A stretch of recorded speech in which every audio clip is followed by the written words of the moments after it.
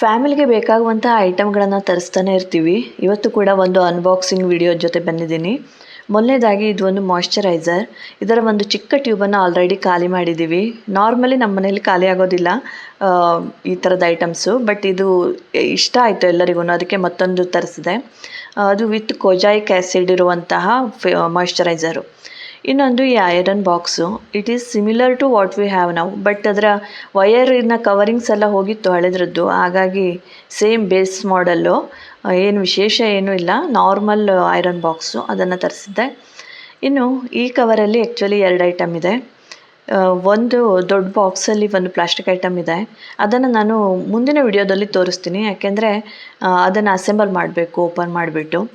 ಇದು ನಾನು ಹೊಸದಾಗಿ ಏರ್ ಫ್ರೈಯರ್ ತರಿಸಿದ್ನಲ್ವಾ, ಅದಕ್ಕೆ ಯೂಸ್ ಆಗುವಂಥದ್ದು. ಏರ್ ಫ್ರೈಯರ್ಗೆ ಒಳಗಡೆ ಇಡುವಂತಹ ಮೌಲ್ಡ್ ಇದು, ಆ್ಯಕ್ಚುಲಿ ಸಿಲಿಕಾನ್ ಮೌಲ್ಡು. ಅಂದರೆ ನನ್ನ ಹತ್ರ ಜಾಸ್ತಿ ಸಿರಾಮಿಕ್ ಬೌಲ್ಸ್ ಆ ಥರ ಏನೂ ಇಲ್ಲ.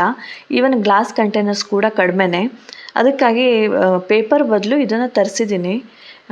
ಹೋಪ್ಫುಲಿ ತುಂಬ ಸ್ಮೆಲ್ಲೇನಿಲ್ಲ. ಯೂಶ್ವಲಿ ಸಿಲಿಕಾನ್ದು ಸ್ಮೆಲ್ ಇರುತ್ತೆ, ಅದೊಂದು ಭಯ ಇತ್ತು. ಇನ್ನು ಇವತ್ತಿನ ಅನ್ಬಾಕ್ಸಿಂಗಲ್ಲಿ ಇಷ್ಟು ಕವರ್ಸು, ಪೇಪರ್ಸು, ಪ್ಲಾಸ್ಟಿಕ್ ಎಲ್ಲ ಏನು ಅಕ್ಯುಮುಲೇಟ್ ಆಗಿದೆ ನೋಡಿ. ಮತ್ತೆ ಸಿಗ್ತೀನಿ ನೆಕ್ಸ್ಟ್ ವಿಡಿಯೋದಲ್ಲಿ ಮತ್ತೊಂದು ಐಟಮಿನ ಅನ್ಬಾಕ್ಸಿಂಗ್ ಆ್ಯಂಡ್ ಅಸೆಂಬ್ಲಿಯೊಂದಿಗೆ.